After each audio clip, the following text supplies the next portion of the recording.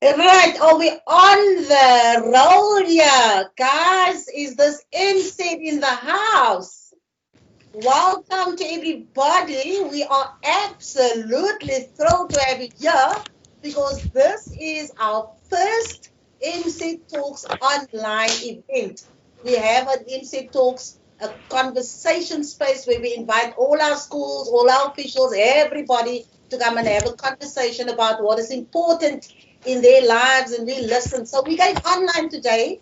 Thank you very much for coming. We're hoping that you're going to participate and just enjoy us. Make our conversations happen. So today our topic is building resilient school communities. And we have invited three phenomenal women.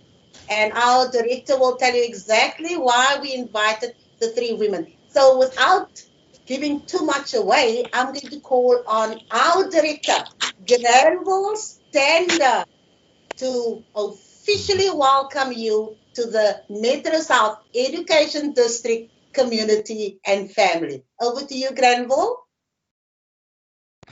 Thank you very much, Sharon. Thanks so much for this wonderful event and for organizing all of this.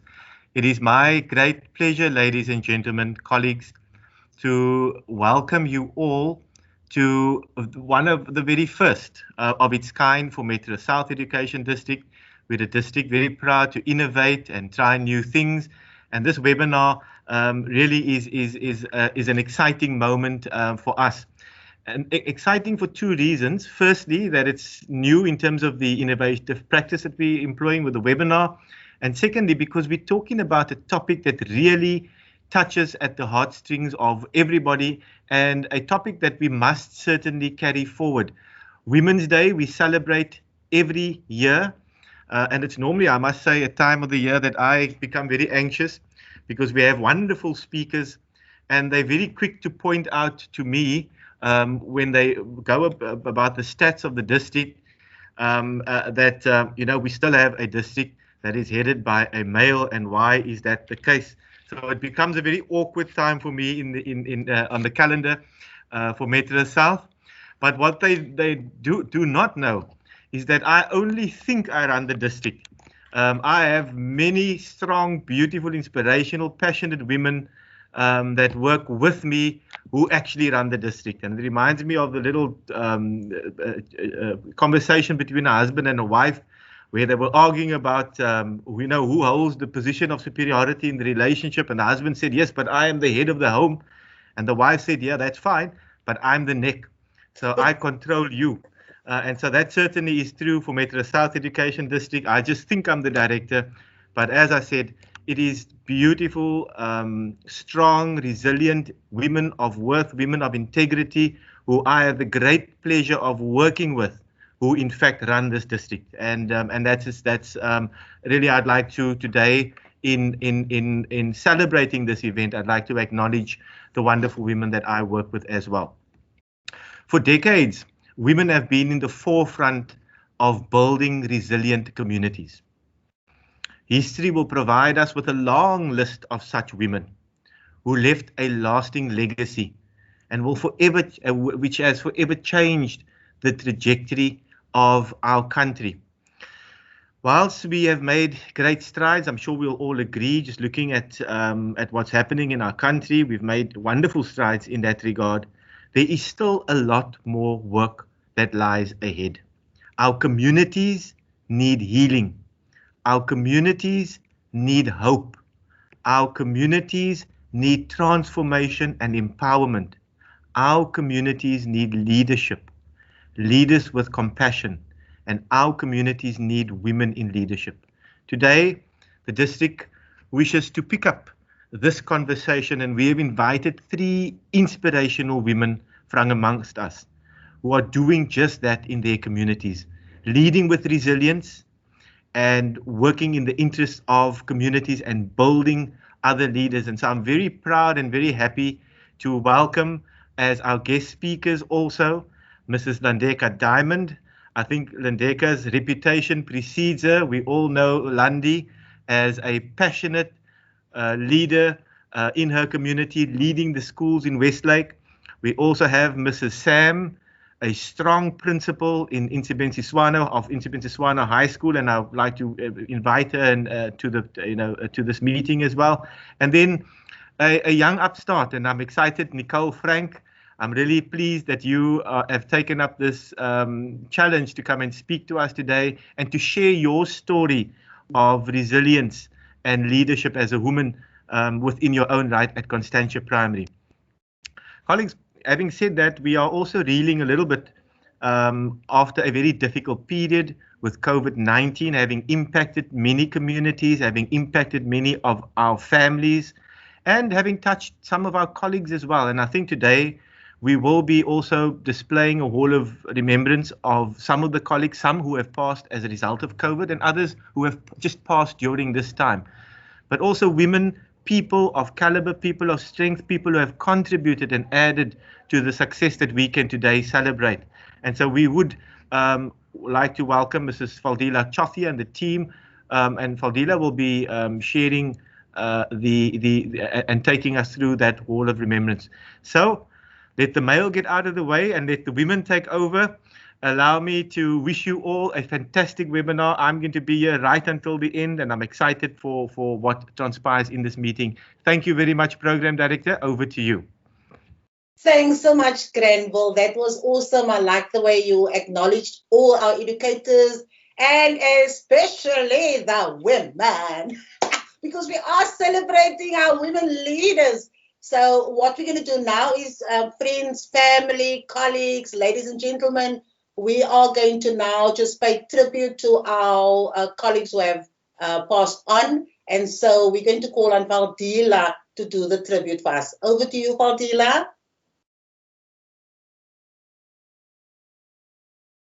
You still muted, Fadila. That's so unlike you. Thanks, Sharon. Good afternoon, colleagues. Thanks to our director for that very warm welcome. Yes, Sharon, I am going to do the tribute. As the director correctly said, COVID has affected all of us in different ways. We've lost family members, we've lost friends, there's been loss of income. So it has really affected us as a nation deeply, in fact, globally. So today, as Metropole South District, we would like to share our wall of remembrance of some of our learners, our teachers, officials who have passed on. Some due to COVID, others natural causes. In some instances, we've had cases of gender-based violence. Sadly, some of our learners, and I'm thinking particularly of the young girl of September, because that was on the news, and some due to gang violence, sadly due to gang violence. So colleagues, firstly, I want to apologize if there is anyone that we've missed, but ask you just to join us as we run through this wall of remembrance and accept our condolences and our prayers for all of those families who have lost a loved one. Thank you very much. Please, let's have the wall of remembrance and let's keep all those family members in prayer. Thank you.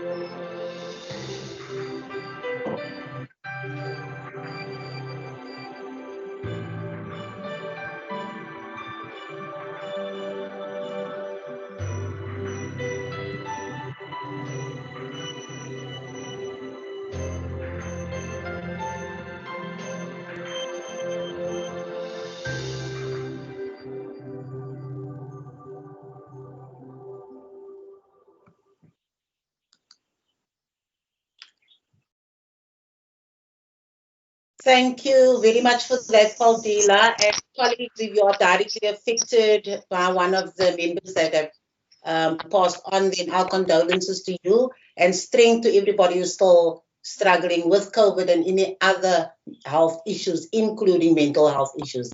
So now, having done that, let the magic begin. So now we're going to ask our three speakers to be on screen because, ladies and gentlemen, everybody here, we have three phenomenal women. There I see Landy coming on screen. Thank you, Landy. And then we're just waiting for Nicole. And I think Pony is struggling with a connection, so we should see her on screen. Thank you, Nicole. There you are. Welcome, ladies. Welcome here. And thank you for being the kind of powerful women that you are. Thank you, first of all, for taking up the, deciding to be a leader, for being courageous to be a leader, and at the same time for being an inspiration and a model for all other women out there. We know there are glass ceilings. We know we're still dealing with attitude and gender bias and so forth. But you are here to represent the women to say, listen, we have arrived. We are here and we will show you what we have. So thank you for being here. What I'm going to do now is I'm going to give a short bio of each of our speakers.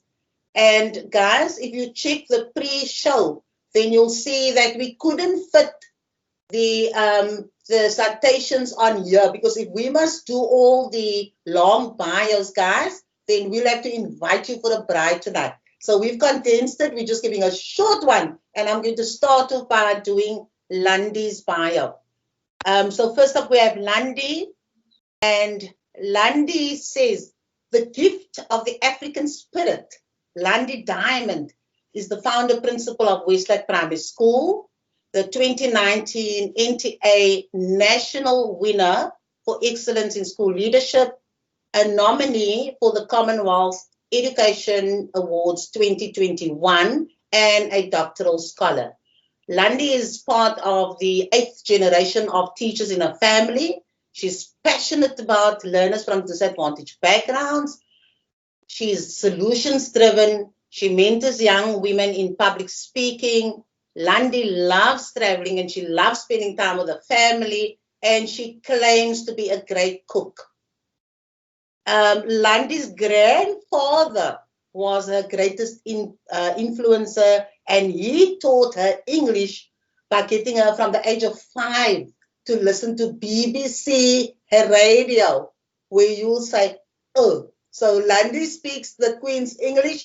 Thank you, Landy. And then I'm going to move on to Moiponi Sam, our principal of Insipensi Swano High School in Philippi.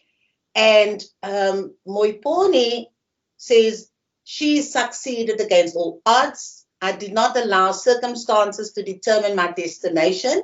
My eyes are always on the ball, and I don't lose focus until the goal is achieved. I admire and acknowledge everyone around me with the intention of bringing hope. My passion is to improve the life of the underprivileged through providing quality education. As a visionary leader, I walk and talk the school's vision.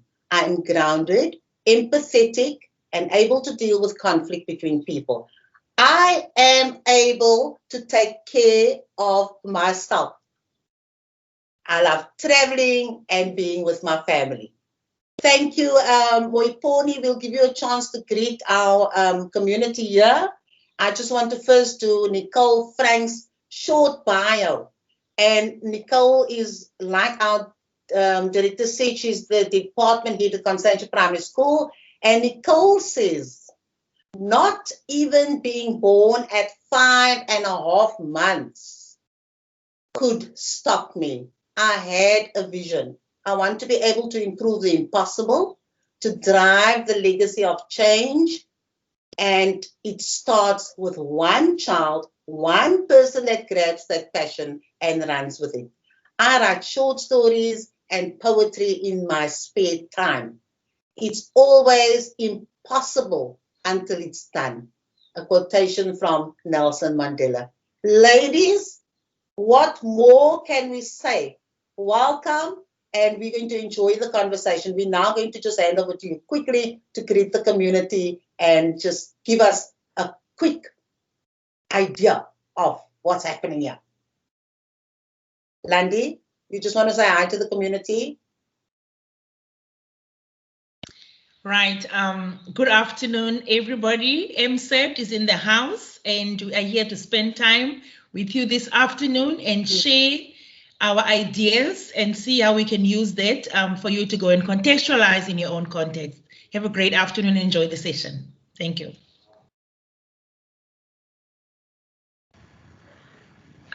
Good afternoon, everyone. I hope you do hear me because I struggled actually to connect. But yeah, I'm glad to be part and parcel of this session. I hope whatever that you are going to discuss here will empower you and you'll go back and implement at your communities. Thank you.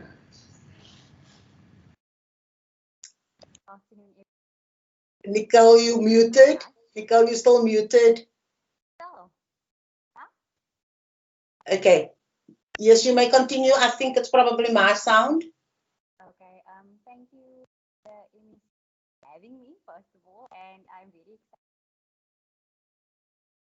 I hope that everybody.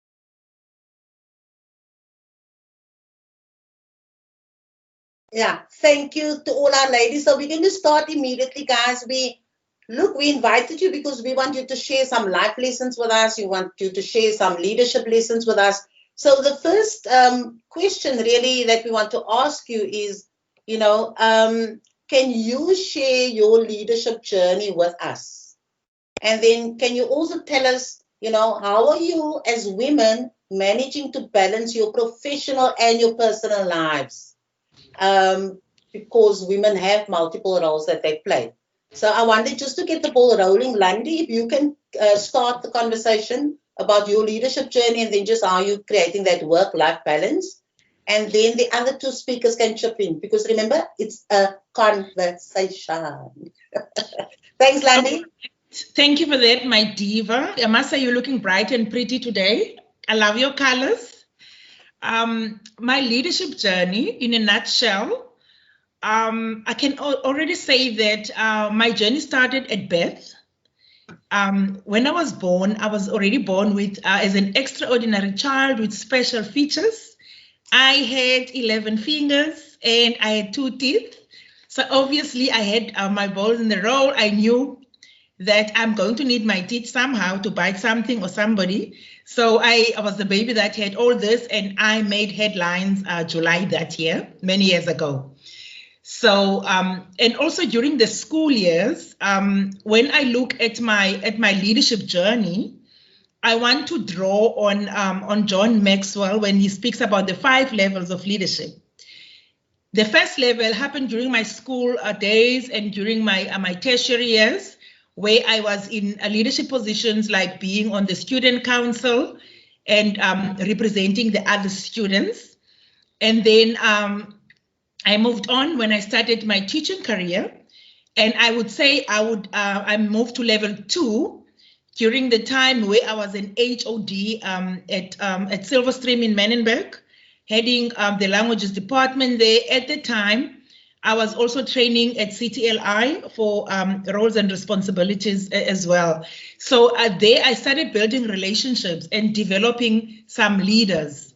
Then I moved on to level 3, where I was motivating and getting results. And I started intervening at different levels, school level, not only my own school, but other schools at cluster and district level.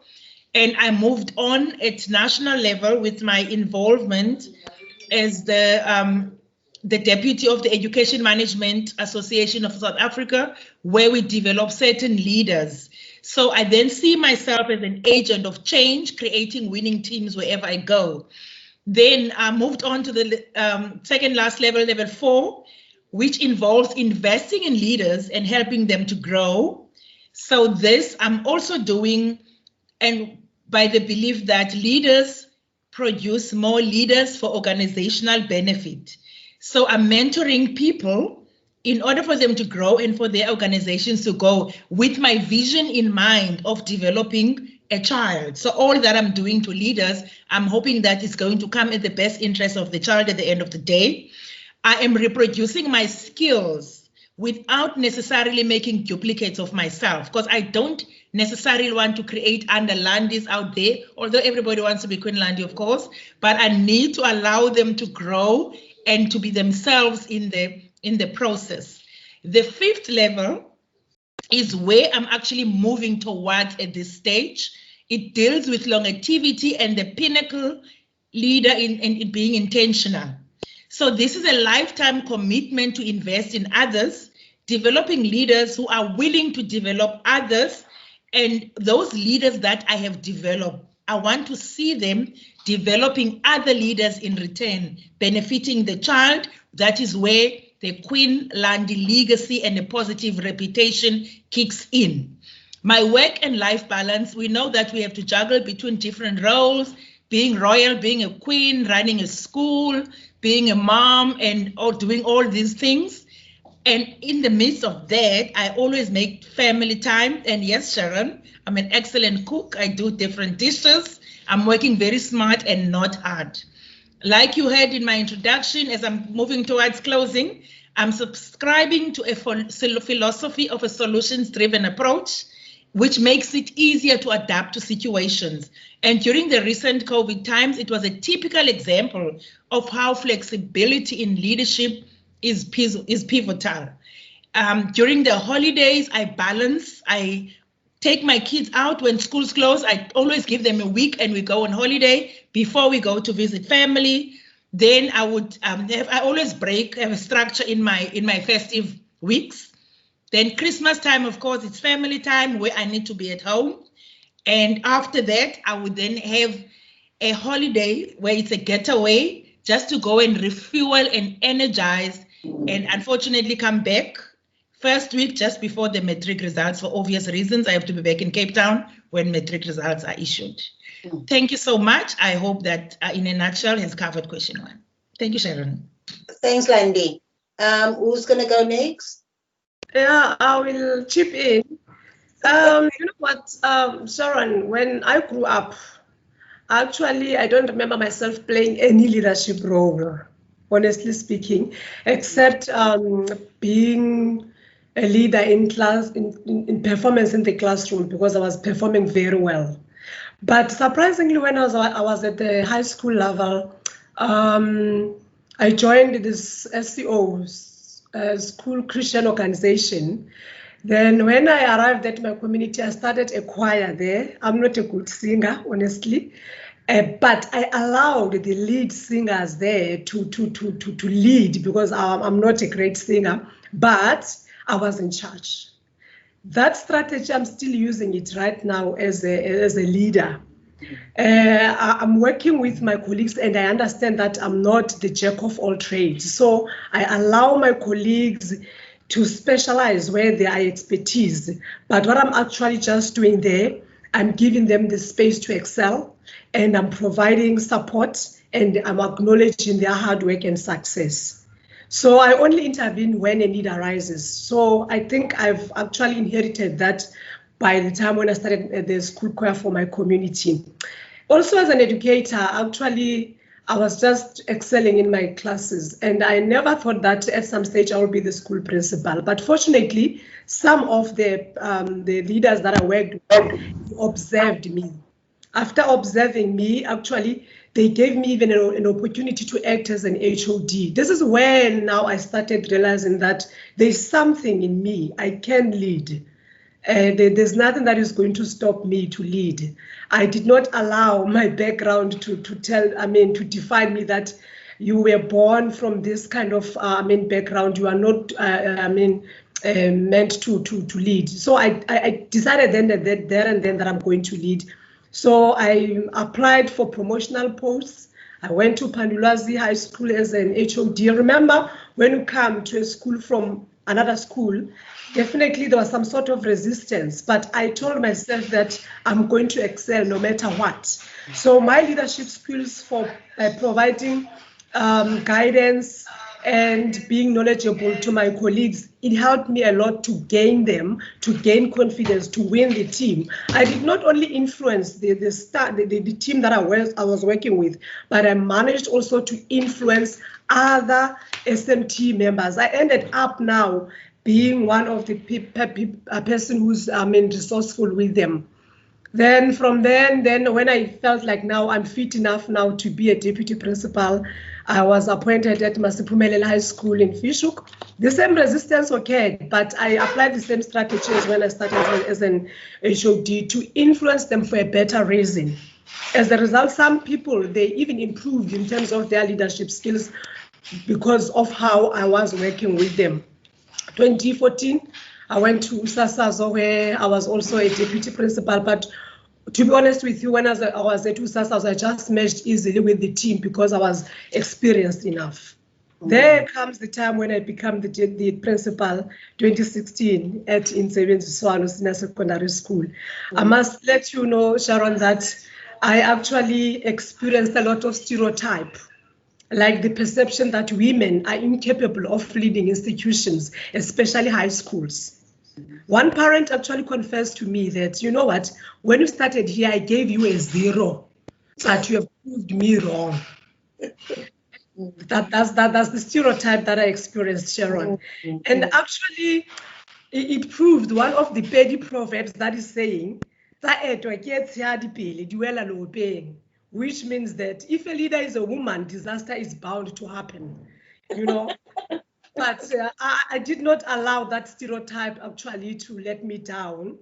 I was subjected to resistance, insubordination, sabotage when I assumed my leadership position as a woman. However, I applied my leadership skills that believes in connecting with people, inspiring them, acknowledging good performance, and by being resilient, because you cannot build resilience if you are not resilient yourself. When it comes to me balancing my work and life, honestly speaking, I struggled at the beginning because I tend to focus more on my work until I tried the few strategies whereby I started to understand myself.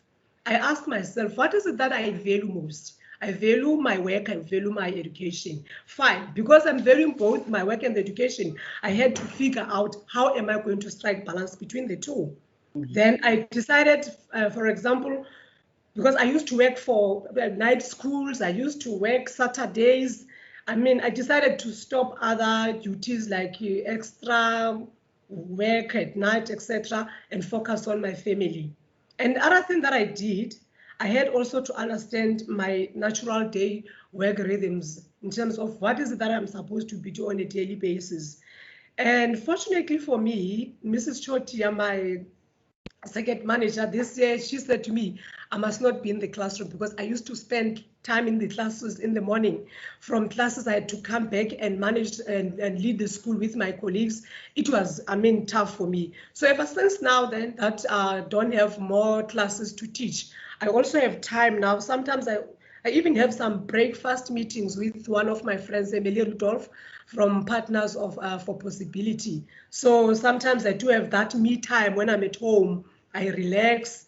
I'm even trying to eat healthy now. And also, I'm starting a new hobby now of jogging. So as I'm into to distress myself. And also, when it comes to my family, I had to sit down with them to make them to understand my schedule so that they must understand that when I'm at work, I'll be at work. But when I'm at home, wow, I'm sorry to tell you that I'm a mother. I cook, I do everything. I take my kids out. I do everything that a mother can do because I'm trying to replace that time that I'm spending at work so that they can feel my presence. So all in all, I'm managing my work. I'm balancing my life and my work life by actually engaging my family. I'm not leaving them behind. Thank you. Thanks. Yeah, thanks so much, Moponi. Like the jogging part. Nicole? Firstly, I think I need to ask if everybody can hear earlier. Problem with the Yeah. Sorry, Nicole, your sound, you're very soft. Still not But working. there, it's working now. If you keep it like that, you look good. Just keep Okay, it in the so mouth. so you can hear me clearly now. Now we can hear you. Okay, awesome. So firstly, I just want to say, wow, I'm so privileged to be a part of this amazing event with these two wonderful women. I'm sitting here listening to you guys, and it's just inspiring me. So that's amazing. Um, so as Mr. Stander and Sharon has mentioned before that I am actually the baby of the group, still starting out on my leadership journey, but I do have some things to share with everybody. So I started in 2012 as an educator, and I quickly started researching some workshops and interesting things to do. Because the first thing I realized very quickly and very early on was that I needed to work on my weaknesses, and so I used to find workshops to improve on those weaknesses. So the very first thing as a novice teacher, and if there are novice teachers out there watching today, I'm sure you can agree with me, Mm. discipline. So I definitely took on one of those things as my challenges, and so I joined the Quaker Peace Foundation very early on in my teaching career, and they definitely helped me with engaging with the learners and learning different strategies on how to deal with discipline.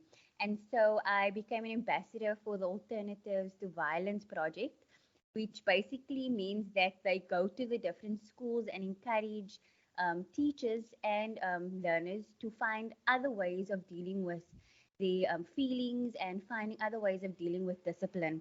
And so, as you can imagine, moving from corporal punishment, this was very important back then, especially, and people were really hanging on to these kinds of strategies. And we would take teachers away on camps, and we take them on workshops in the afternoon, and just to encourage them to find different ways and methods of dealing with discipline. So that was really a very big boost, and one of my strengths that I started getting after that. And with that, I was invited to speak at a principal's meeting as a very, very new teacher, and explain to them the importance of finding these alternatives to violence, and explaining the different strategies I used in my classroom to incorporate these strategies. So I would use synonyms instead of to teach them how to express themselves, and check-ins with the learners, which were very important. And so those were the types of things that I would use and incorporate in my lesson, because time is always an issue when it comes to teaching, and Mm. sometimes you feel like you just don't have enough of it. And so I found ways to incorporate what I've learned in the Alternatives to Violence project in my Mm. classroom. And from there, I started joining up on all different kinds of projects and workshops, including being at the school at the time. So at that time, I was at Mandalay Primary School, and I started a drama club, and I was known quite as being a drama queen. But I'm hopefully maybe growing out of that now. I don't know.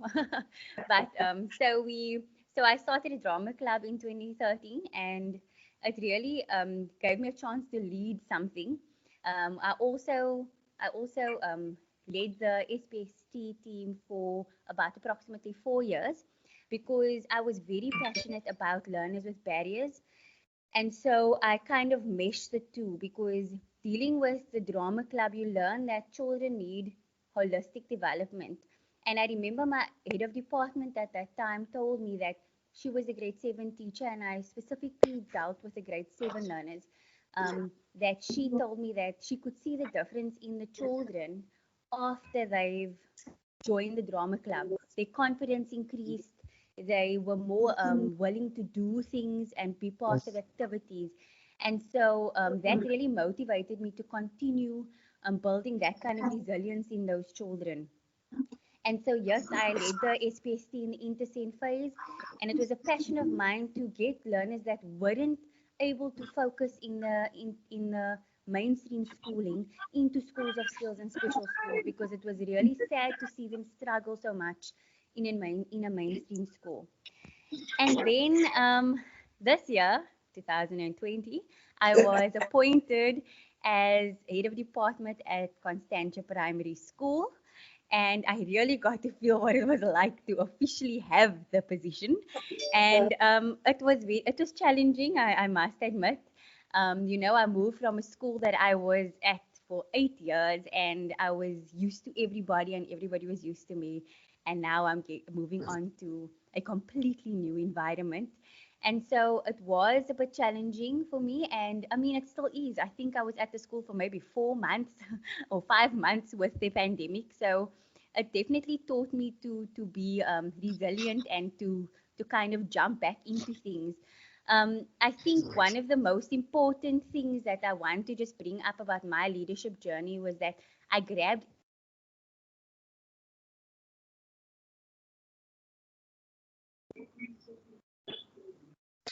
Okay, Nicole is grabbing something, guys. She said she grabbed. I think we just lost her for a moment. So, Peter John, if you can just help us unfreeze Nicole, who's still grabbing something there. And so, what I'll do is now, to all the ladies, Moiponi, Landi, and Nicole, you guys are very impressive. We like the fact that you're being practical, that you're giving, you're the real deal. You're not trying to pretend otherwise. Oh, there, Nicole is back. Nicole, would you like to continue? I am And then so just sorry. keep I don't keep that know mic why. right at your lips. I don't know what is going on. I don't know if it's ESCOM trying to get me, but okay, I Yes. won't be much longer though. I just wanted to say, I don't know if you heard my last point was that the one thing that about my leadership journey that I feel stands out is that I grabbed every opportunity that was made available to me with both hands, and I tried to grow from there. I also feel that moving to Constantia Primary now, I got the opportunity to really lead a curriculum and to manage and lead people. And the one thing that I must say that's very important is to learn from our mistakes, because it's so easy to just think that you know it all, But in reality, that is not the case. We are also only human. And so balancing my personal life and my professional life, um, it has been tough for me because I tend to throw myself into work, and that's the only thing I can manage. And that's why I completely agree with Miss Sam, because I was exactly like that, and I still am, I suppose, because I just want to think work, work, work. And so I feel like when Landy said also that we need to be flexible, it's so important because we can't just always want things to do things our own way. And so yes, I feel like so far I've grown tremendously so far, and I still got a very long way to go. So yes, thank you so much. Yeah. Thanks again. Thanks, ladies. Thanks so much. Let me just read out some of the comments here. It says that you guys are all inspiring. So every one of you has been recognized for your worth, for your value as a woman and as a woman leader. And I get here for Moiponi. Here's a long comment, so I'm going to just read it quickly. Miss Sam is really willing to help, and it's going higher up the screen, guys. You can see my tech skills here now. Okay, it's just basically Agnes is saying that you're so inspirational to the youth, and it seems that as if everything they need to know they get from you. Okay, and then of course my colleagues, my other co-hosts, Pautila and Warda and Tandi. If you guys pick up something, then we'd like to see your faces so that it doesn't look like I'm a lone wolf out here. Thanks so much. So we're not going to comment at this point because we have Warda who's going to, hi Tandi, glad you're here. Hi Warda. Guys, thank you for coming on board. Quickly to the community. This is the team that helped to put together the program, and of course we have a production team behind all this. So I'm going to jump in, if you're okay with that, Landi, Nicole, and Moiponi. I'm going to jump into a second discussion point that we'd like you to entertain us, and that is, we know that the COVID-19 pandemic has really forced us to rethink how we're doing things and to recalibrate what we are currently doing, right? So, given your experiences, as a leader and as a member of various communities there, what are your thoughts on the critical skills that leaders need now to help themselves and, of course, help the various communities? So I'm hoping one of you will pop and get the discussion going. Sharon, COVID-19 actually hit us whilst we were not expecting it. But yes, as leaders, we had to be strategic in terms of ensuring that things are happening at our schools. But I think one of the critical skills that I've noticed that as leaders, we really need them, the technical skills, technology. You know, at our school, it was so difficult to communicate with parents because not all of them, they don't have cell phones, even the ones that we created a WhatsApp group, we couldn't get hold of them. So I felt like it's a high time that each and everyone in the schools or even in our communities, we need to, have knowledge or be able to use technology. For example, look at the meeting that right now that we are having now. We were supposed to be sitting in an auditorium and having some glasses of water, juices, etc. But yeah, now we are virtual. So we have now to conduct meetings virtually at our schools. We had to, communicate with parents. We had to, have online lessons with the learners. So definitely, each and everyone, I think that is one of the skills that we really need to possess for the 21st century. But I've got some other skills that I always feel like we cannot divorce them from the technological skills, like honesty and integrity. These are my values actually, and also fortunately they are aligned with the school values. Most of the time as a leader at some stage you have to admit your mistakes and take responsibility for them, and you need to resolve and learn from those mistakes, because sometimes when we are working with people, we sometimes do mistakes. We really need to be honest with ourselves and have integrity. Another skill, we need to have the ability to trust and empower other people in the 21st century skill, to delegate. It's very, very important. So for me, I understand my educators, I understand my learners' interests and passion. So when I delegate accordingly, because I know that these people, they are empowered to take that kind of responsibility. So not every time as leaders or as principal, we are going to do everything. We need people who will be able to keep, the work on moving. So my job there, I'm just there to coach, to praise for the achievement.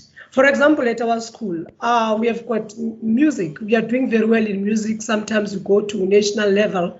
I'm not a choir master. I've got choir masters who are doing that for us. We have got an entrepreneurship club at our school. That is one of the 21st century skills that is needed. My kids are doing very well, I must say.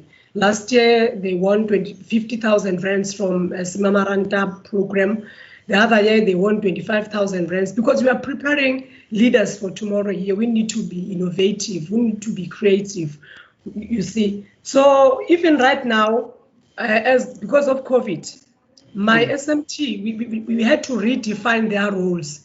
So they had a lot within their hands. Timetabling was used to be done by one of my HODs, but we had now to train my PL1 educators to do the timetabling so that I can ease pressure from my HODs, because due to COVID-19 now, their responsibilities actually they had to increase. The other thing, communication. Communication skills are very important. We need to communicate, because we need to share information. We need to seek. It's not only about sharing information, it is also about seeking information. As the incidents on Osinda Secondary School, I must say that we were hit hard by COVID-19, honestly. We had so many positive cases at the school. We had to communicate with the district, we had to communicate with the parents to inform them that the school is safe, they can bring back their learners to the school.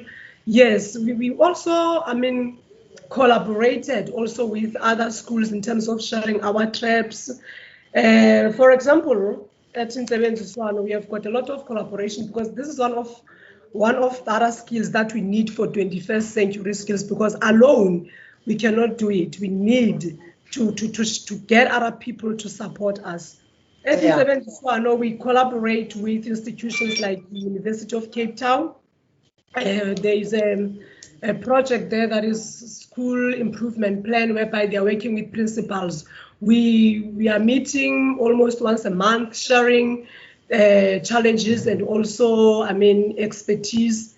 We are collaborating with Rondebosch Boys as International Secondary School. Why with them? They are helping us actually to set up the juice street account for the school so that we can be able to communicate, so that we can be able to reach our learners even if the second wave of COVID-19 can come back. We are collaborating with One Bag Girls. One Bag Girls, they are helping us a lot. They are our sister school. They even donated to our school almost 28 computers. And also we have got Life Choices, Gutwanong, Desmond Tutu, Buka. I just want to show you that if we are collaborating in this 21st century skills, whatever I don't have, I can get from Landy, I can get from Constantia, from collaboration. But if I'm feeling like we are an island, as in 71, we are not going to make it, honestly speaking. The other thing, positive energy. We need that positive energy for the 21st century skills, because I believe that we need to be proactive. We need to be caring as leaders, because sometimes if we don't engage, we don't care what is happening with our colleagues and learners, somehow they will burn out and we don't know what happened to them. So we really need to have that positive energy of being proactive and also caring with them. Most of the time, I was advised by Sis Tandich after that, and I must have one-on-one sessions with my educators, so that at least you can know what is it that the challenge that the educator is going through, so that you can see how can we help them. Lastly, confidence. Confidence is very important. The time when COVID-19 actually was a challenge at Insebenzi Secondary School, I must be honest, I actually faced, it was difficult for me, but I had to stay positive. And secondly, I had to stay calm and confident. Why? Because I had to maintain the morale of the educators as well as the confidence in the school community. So my focus there was to keep everyone working and moving. So I had to be confident, although it was so challenging. So all in all, I think my colleagues are going to add more on what is it that we really need to do as leaders in this on the 21st century skills. Thanks so much, Moponi. You guys can continue. Okay. Nicole, you muted. Landy, you muted. Landy, you muted.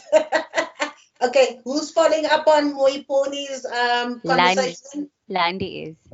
Okay, thank you, Landy. I'm good now. Yeah, I think I am. All right, thanks, Moiponi, for that profound input. It is indeed what leaders need to do right now.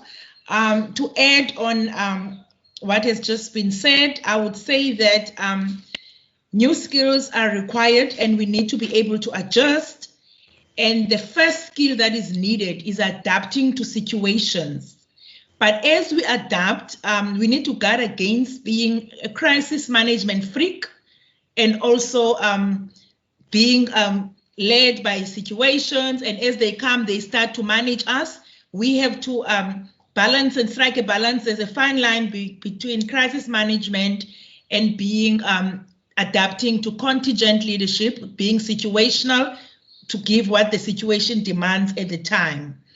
So we're preparing the learners for the knowledge society, and it starts with the skill of the educator.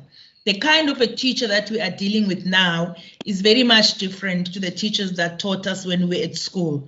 So we need to make sure that our learners at our different schools will not be replaced by artificial intelligence. So we need to teach them those critical skills and being able to and also encourage reading at our institutions. So robots cannot do that.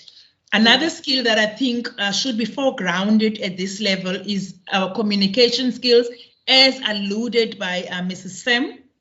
Communication has been there since we were children. I mean, since the telegram stage, if I need to say that. But now there are various forms of communications, and this very much platform that we are engaging in is a different kind of communication that shows that the district adapted to the times, because like we said last year, we would have been sitting at some auditorium for that matter. We as leaders need to be compassionate and also to empathize with our staff, but we also need to remain positive so that we don't become despondent as situations arrive.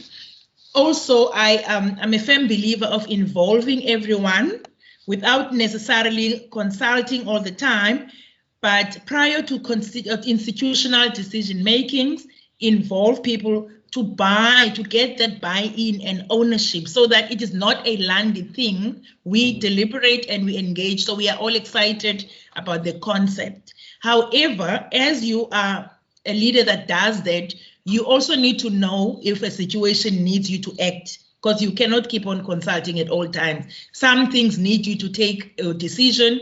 That is why you have to move between the different styles of the leadership styles. Managing stress and mental health cannot be overemphasized, especially while we are facing this pervasive pandemic, which forces us to nurture ourselves first as leaders. We cannot serve our schools and communities if our own cup is empty.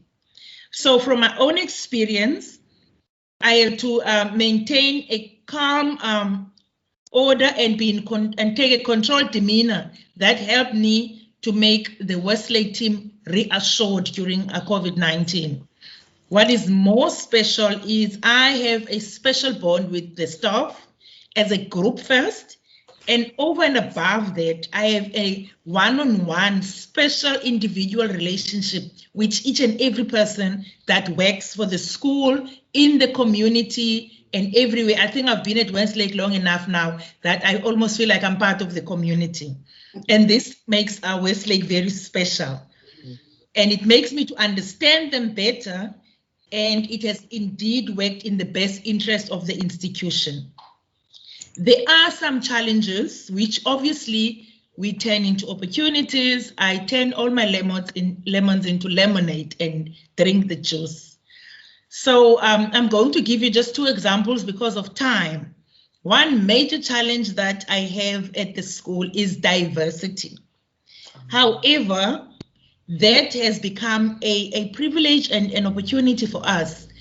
I've got about plus minus 15 home languages at the school, not only from South Africa, but from all over Africa, which means it's different cultures, different backgrounds. We now have to intervene to make sure that our children are unified by a common goal, which is the vision of the school.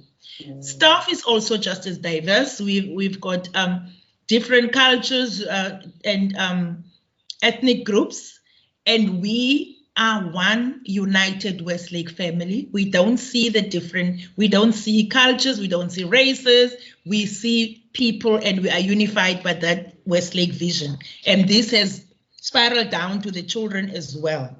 Another challenge which I had initially was parental involvement, especially in a socioeconomically challenged area like Westlake. It is a common thing to have parental involvement.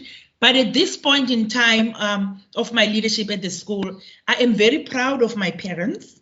The activities that we've done, we've taken them along, and I was quite impressed with them, especially during the lockdown period where we had to deliver work and they had to assist the children. Passion is there. You see that they want to assist even those parents who are not literate. They try to assist the children. And for me, that is very rewarding because you see that they are wanting to put the best foot forward to assist the children.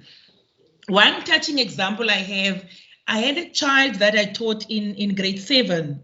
She was the star. And I assisted her to get her into high school, getting bursaries. I took the child to David's office without applying, drove down the M3, and I said, you need to take this child. I'm not going to discuss with you. She needs to be at a school like this. Fortunately, David Miller agreed, and this girl is amazing. And we provided a conducive environment because the mother was on drugs. And this child got support. Before I knew it, she moved in with one of the teachers at Nomis. And because of that influence, it turned the mother's life around.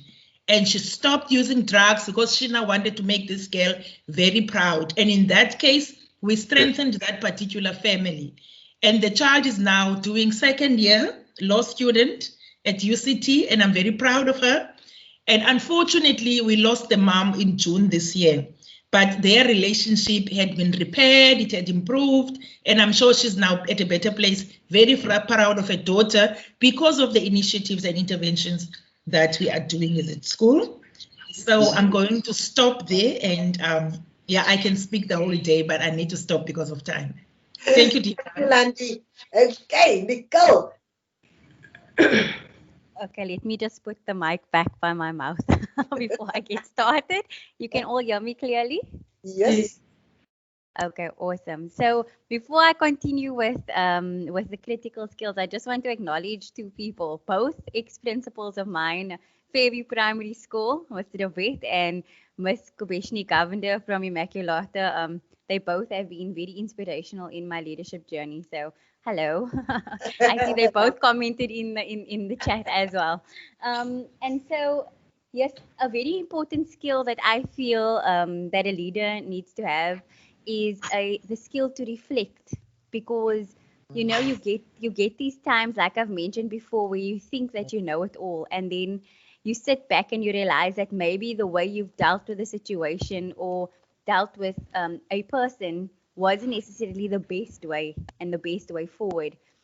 And so I feel that leaders need to be able to manage people and listen, because you know what, we're not always going to be able to make everyone happy. And I think that's what Landy has said as well, is that there comes a time where it becomes difficult and you actually just need to take action.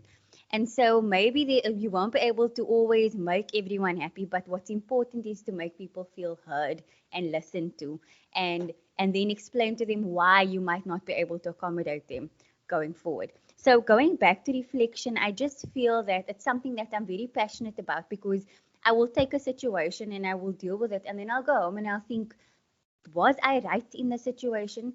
Was I the one at fault? Or is there maybe another way that I should deal with it? And then by recognizing that mistake or shortfall, I am then becoming a better leader. Because I always say this, I like to say that I can only get better. So by recognizing my mistakes and learning from them, there's only one way, and that's up from there. So I feel that that's very important for a leader to have, is the ability to reflect. And also I want to touch on something that Moipone said, and that was to be innovative, because this pandemic has also moved us into that direction where we can't just think inside the box anymore. You know, we have to think outside the box, and we really need people. So when she said that we need to collaborate, I thought that was so important, because networking and collaboration is essential right now to keep us going. I mean, without our funders at Constantia Primary, we would be really struggling right now, our sponsors. And I mean that in that way, we need to learn to kind of get ourselves out there and to go and approach people and say, hey, this is our situation right now, and this is what we need from the community, and allow them to help us, because right now we are faced with something that we probably a lot of people has probably never faced before. So I think that's very important, that collaboration, and exactly that is what also drives me to go out there and kind of connect with people and to build on from that. And so the other thing that I also want to touch on, also that Moipone has said, is the ability to adapt. No, actually, I think it was Landy as well. They said that you need to adapt in this time, because we cannot just sit on our hands now and say, but it was like that, and I wanted to go like that. Now is the time where now we're teaching subjects across the grade and across the phase, and We are moving people around. And as a leader, that is something that we need to take upon ourselves and say, we need to think on our feet now. We cannot be saying to ourselves, okay, but yesterday was like that. I've said this so many times that no day in this last few months has been the same as the day before. Each day we have to kind of think on our feet and make decisions as we go along. And that sometimes becomes so stressful and frustrating, but it now comes with the territory. And so that ability to kind of stay calm and to kind of think clearly is a very difficult skill for people to have, because this pandemic has sent us into a surge of anxiety. And now, as the leader, you need to be the one to say, hey, now is the time to step back, reflect on what is being done, and then make a decision in a calm and kind of understanding way. Because I suppose that this is not a skill as such, but it's definitely a value, and that is empathy. Because a lot of teachers struggled with anxiety during this time, and a lot of teachers were stressed out. And I think the one thing that I really kind of moved towards was staff wellness and trying to encourage that kind of strength in other people. And so I feel that leadership needs to kind of always take the lead. Even now, again with the pandemic, we need to kind of stand on the technological forefront and say, hey, now is the time that we need to now get online. We need to kind of get on our WhatsApp groups. And so that's what we did. But we first had to kind of take the lead and then allow our teachers to kind of jump on board with us. And so I feel like that, both of the other ladies have spoken quite a bit to the different skills that I've also mentioned. But I think that in general, we've all kind of learned that these times needs different kind of skills that we might not have needed previously. But yes, so that is what I feel is important right now. Yeah. Thank you, ladies. You'll notice I'm not going to comment because we've got Warda who's going to just pull out your key points, and we're going to be against time because we've got a lot of things to ask you, Star. I just want to call out one or two comments, and I'm hoping my fellow hosts will also indicate what they'd like to call out. Noel is here. Noel says, Nicole, you make us so proud. Hashtag proud parents. Lynn Elliott, Mangalet Primary School, and Noel Elliott, Campus School of Skills. Mr. and Mrs. Elliott, thank you for allowing Nicole to come into this world at 5.5 months. I think she's still making up now. She's rushing. She's here 3.5 months before the time, and she's already making an impact. Then I just want to call on, there's another comment I saw. Paulina, do you see a comment you'd like to call out? Okay, yes, Paulina. Yes, Sharon, I just want to, we have some school leaders, phenomenal school leaders, female school leaders in the house. And I just want to mention Crystal House. We've got Mrs. Krill, and she's saying, what wonderful, wise women leaders, valuable contributions, excellent. And then we've got another phenomenal school leader, Didane. We've got Mrs. Adriaanse. And she's saying, indeed, a privilege to be listening to these inspirational women. So much that we can learn by listening to the journey of others. We salute you, women of strength. Salute. Thank you. Tandy, have you got any comments that you'd like to read, or Warda? Have you got a comment there that you saw in the chat? Sharon, I don't have a comment, but I've been writing my arm. Oh, I think I've got tennis elbow after all of this. But I've tried my best just to analyze some of the themes that are coming out of this stunning engagement. Yeah. And the main ones that I've been able to extract is firstly, leaders as agents of change. Leaders leaving a legacy of reproducing leadership skills in others and igniting that spark in other people. So we don't own our skills, we share our light. We share that with others. And in doing that, we leave a legacy. And then also, leaders seeing possibilities where there are barriers. I thought that was especially inspirational, particularly for us working with special needs kiddies. I think that's phenomenal. With an outlook like that, I really doubt that there's anything we cannot overcome. But I'm going to save the rest for later. Thank you. Yes. To our participants, Wanda has that tough task of having to summarize all the salient points, all the key points. So yes, keep the comments rolling. We love that. We want to be interactive. We like the engagement. We wanted to celebrate yourselves and of course our speakers here. Tandy, is there any comment that you want to refer to before you ask our guests some questions? No, in fact, I didn't check the comments, but like Warda, I was writing, I was impressed, I was listening, and I say, wow, what inspirational leaders we have in the room. And I want to say, Nicole is a dynamite in small package. Thanks, Tandy. Tandy, you want to ask them to comment on anything at this point? Yes, do we go on with our next questions? Yes. Okay.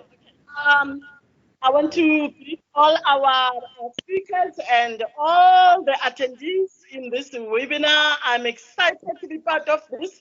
Just before I ask questions, I want to remind our phenomenal, strong women that Paldila Chotia always had these women. Every year it used to be the highlight of the district. And we said, COVID or no COVID, we will have this event. And thanks to the team that has really organized, and yeah, our women, our principals are impressed with our 3 speakers. Thank you very much, colleagues. Colleagues, let me just lash on with the next question by starting to say to the director, indeed, behind any successful man, there is a phenomenal, strong woman. And you have quite a lot of them in your district, both at school level and at the district level. Colleagues, I was impressed listening to your leadership journey.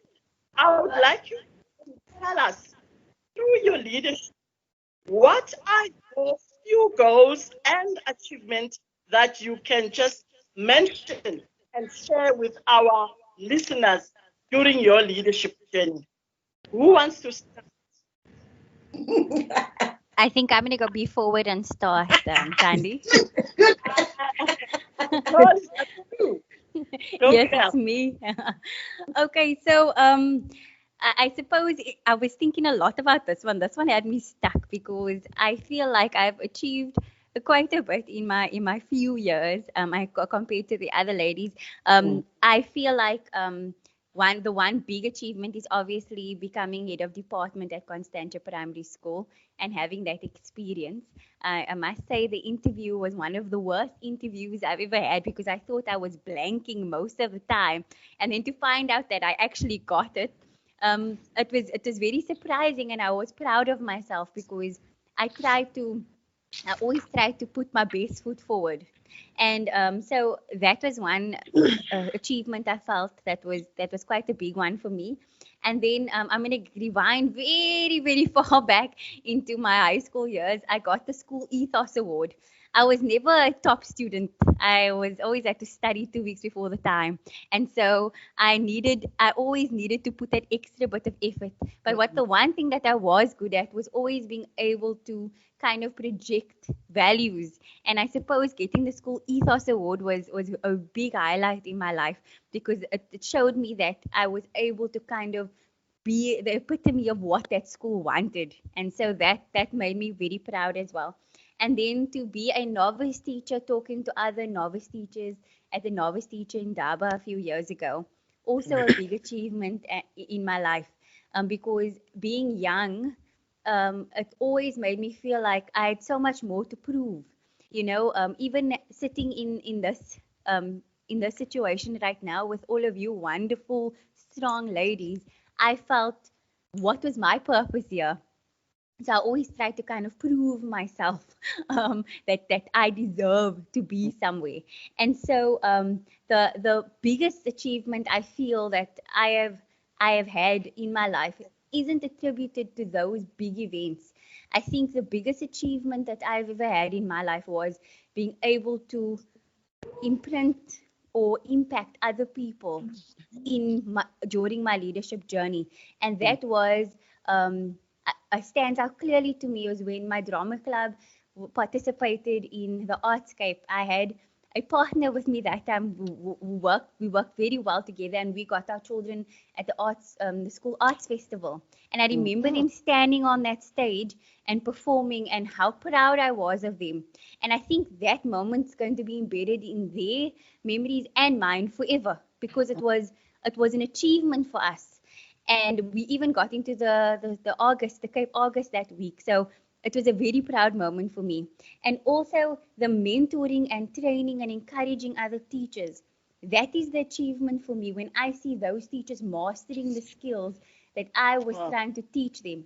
And sometimes they're even better than me, which makes me feel proud, because now I've reached that goal and they are able to carry on that kind of legacy and move on. Because like Warda was saying earlier, it can't just always be about me. It's about what can we empower, how can we empower other people to take on that torch and move forward. And I feel that when that happens, when teachers are able to do that from me, or learners, that is when my greatest achievements are.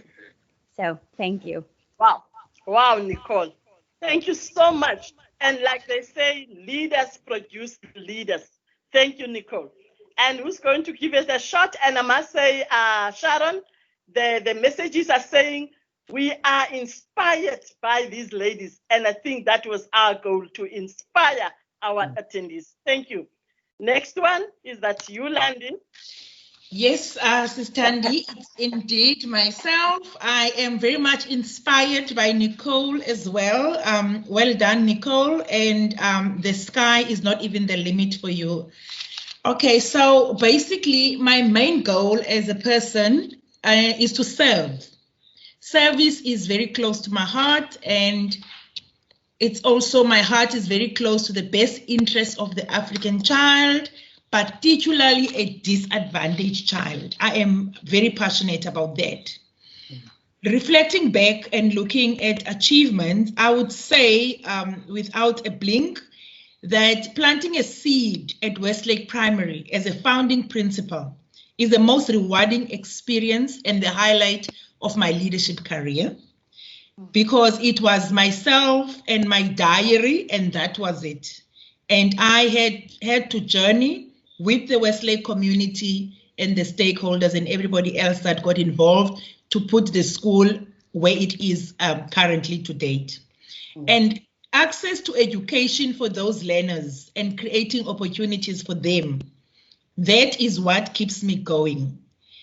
Because when Westlake started, even now, we've got learners who have not been to school. Some of them were even 12 years and older, and they have not had access to education. I think that is what excites me more, to see that we're giving these learners access. And Westlake has given me an opportunity to serve and to develop my leadership potential. The MTA Awards, being a Commonwealth nominee for 2021 Education Awards, and all those other extra awards that I've collected along the way, they are just cherries on top to acknowledge my efforts. What is more fulfilling is to see the impact and the transformation of lives, and my Westlake babies developing and moving forward in life, having a brighter future. As mentioned earlier on, my contribution to improving children lies deep from within, because it is something that I've had from a very long time. And also my educators, I am proud and I feel honored, and I feel it's an achievement that I always create opportunities for them beyond the classroom, exposing them to opportunities that make them grow. And I have a quote that I always say, that take a Westlake teacher and put them anywhere in the globe and they will show you wonders. I source educators who come from varsities. I know most principals do not want the Funza teachers because they have to teach them everything. I particularly want them because they are always willing to learn. And at the moment, I think I've got about 4 of them who came straight from university, came to the school, being mentored and moved on, and now they are thriving in different parts of the globe. And those who are also at school are also given, for instance, I would take an English teacher and give them an opportunity to go and do a poem at an international audience so that they can be bigger than the actual classroom environment. So yeah, the main important message is service. Thank you. Thanks, Landy. Thank you very much. Like the one author once said, if you cannot make a difference, you don't matter. Thank you very much for making the difference in the lives of children in the Westlake. Thank you. And now, Mwiponi. Thank you so much, Sis Tandy. I've got some slides that are going to tell the story or the achievements at Insebenzi Senior Secondary School. I must say that, as I mentioned earlier on my short bio, that I live and talk the vision of the school. I mean it. Everything that I'm doing it for the love of kids and for the love of the Philippine community. The mission of Insebenzi is to provide quality education and create a safe and healthy environment that is conducive for teaching and learning. So when I joined the school, I find out that the school is not that close to creating that safe and healthy environment conducive for teaching and learning. This is what we worked for as a school, so that at least we can have can achieve excellently in terms of academics. So as you can see on the first slide there, when I arrived at the school in 2016, there was a shortage of furniture. Look at the learners, how were they sitting there? They were writing there on their laps. But we said, as a team, we are going to create a conducive environment, an environment that is safe and conducive for teaching and learning. We had to go to other schools. These chairs that you see there are from Westerford High School. We went to Kayelicha, the primaries there, Mangaliso Primary, Usasazo High School, asking for them to donate chairs. Even Mr. Mafrika from Masipumelele, they gave us their old furniture that was unused so that we can create that environment that is safe for learners so that they can excel in terms of performance. The next slide, PJ. If you look at the next slide there, we also had a problem of sewerage at the school. You will see that, go back, PJ, the sewerage at the school, the stench there was unbearable, the entire institution, especially when it is hot. I had to consult City of Cape Town, consult, Public Works. I was thrown from pillar to post, but at the end, they managed to solve the solution because they did not want to own it. It was sorted out. I can safely say that Insebenzi learners now are staying in a healthy environment. Again, the other challenge that we had at the school that I'm proud that we have achieved and sorted out in terms of creating a conducive environment for teaching and learning. The next slide, please, PJ. It was the next slide, please. The issue of classrooms. You can see the condition of the classrooms. Sometimes people, they don't believe it, but it was like that, as you can see there. The ceiling was broken. The pigeons, they were, messing up classroom, etc. Through the help of the Western Cape Education Department via Nick Sutcliffe, sending those emails, they managed to appoint contractors to come and sort out that problem at our school. And the next slide, please. PJ. Okay, you can see now how our classrooms look like now. If you compare with what you saw earlier, you can see they are print rich. When you enter an isiXhosa classroom, you'll see that I'm entering an isiXhosa classroom. If you enter in a geography classroom, you'll see that now I'm in a geography environment. this is what we have done. It's not myself alone. It was a teamwork. One of the values of 1870 Secondary School is teamwork.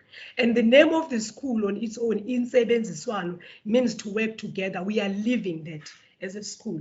Can I have the next slide, please? PJ? Okay, as PJ is trying to give us the next slide, the other problem that we had at the school, it was the challenge of the windows. All the windows that were broken. Thanks to Mr. Fakela, because collaboration is very important and listening when other leaders are advising you. One time when he was driving through the school, he saw the school with those broken windows and he phoned me, hey, why can't you contact Mr. Branchaf so that they can install stone guards at the school? I don't like the condition of your school. It was 2016 by then. I listened to him and I did as he told me. As you can see now, the next picture there, this is the before and after. You can see that now broken windows are history at Insebenziswano Secondary School. Then the other challenge that we had, PJ, you can go to the next slide, was the fence. It was actually worn down, deteriorating.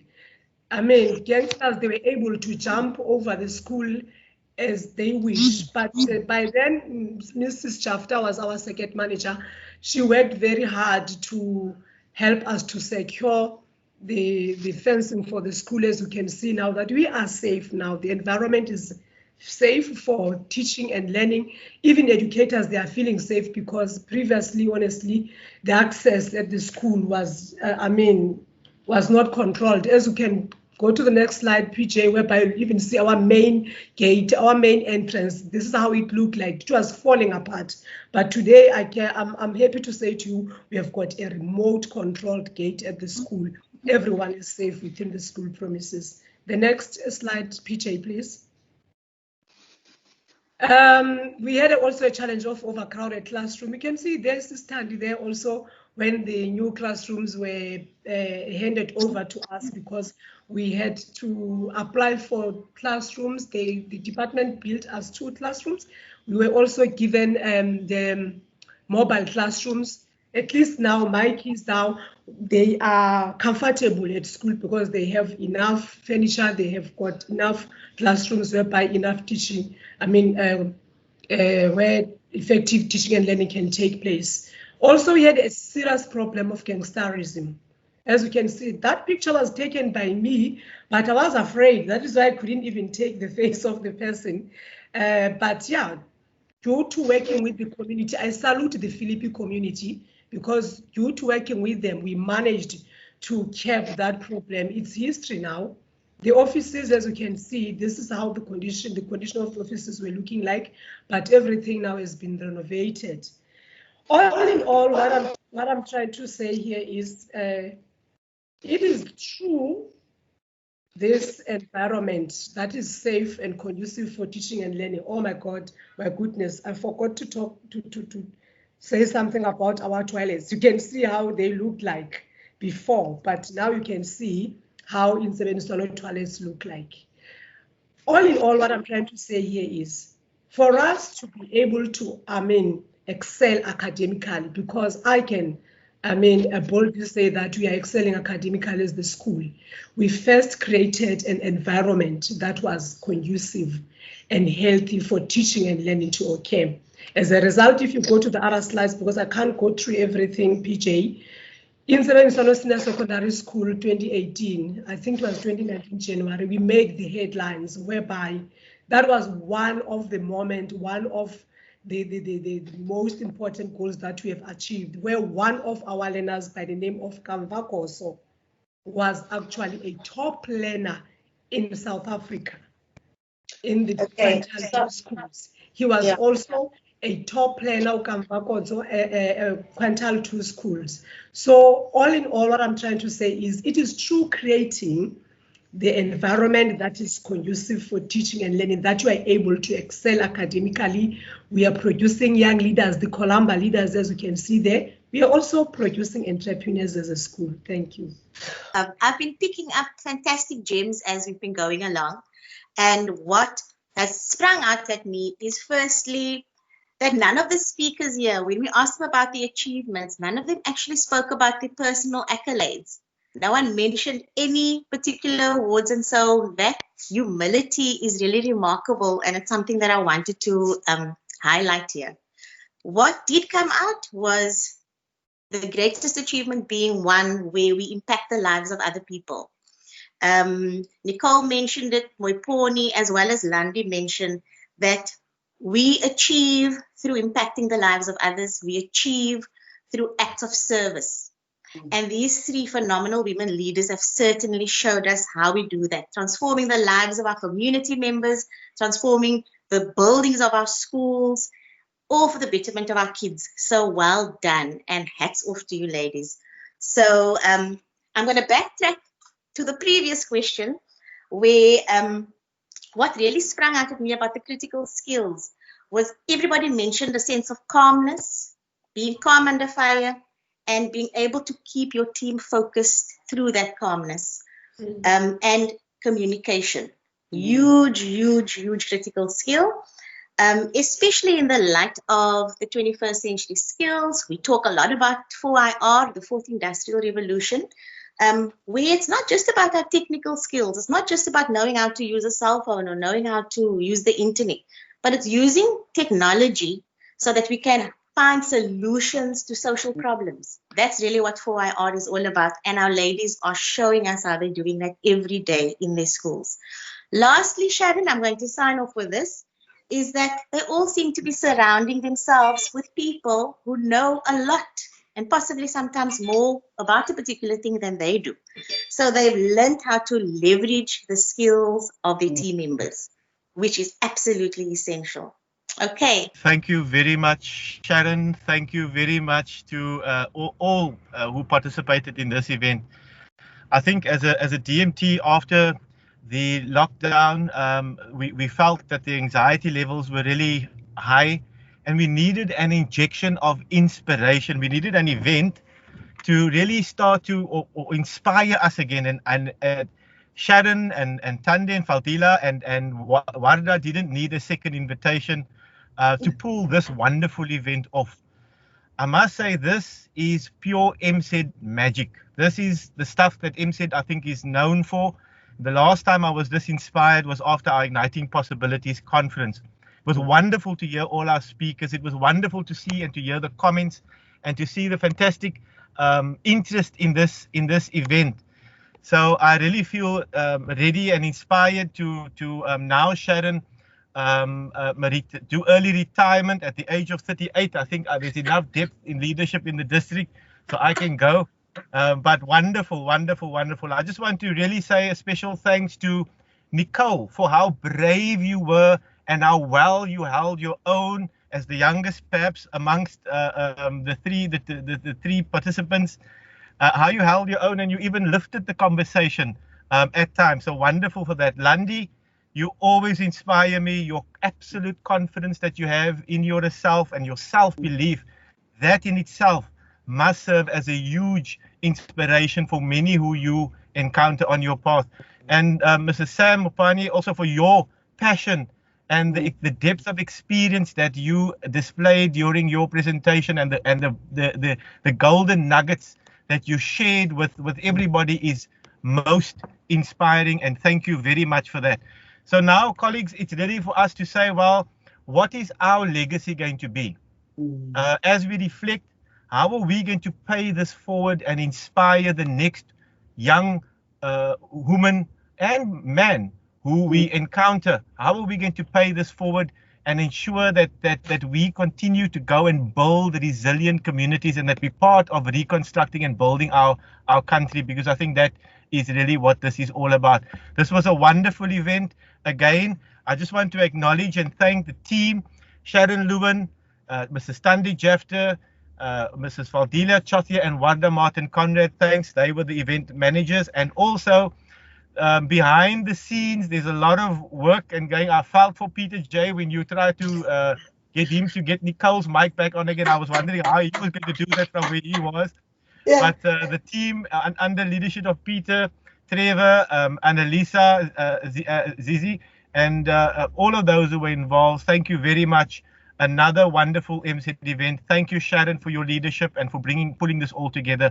Colleagues, have a wonderful afternoon, and thank you for your participation as well.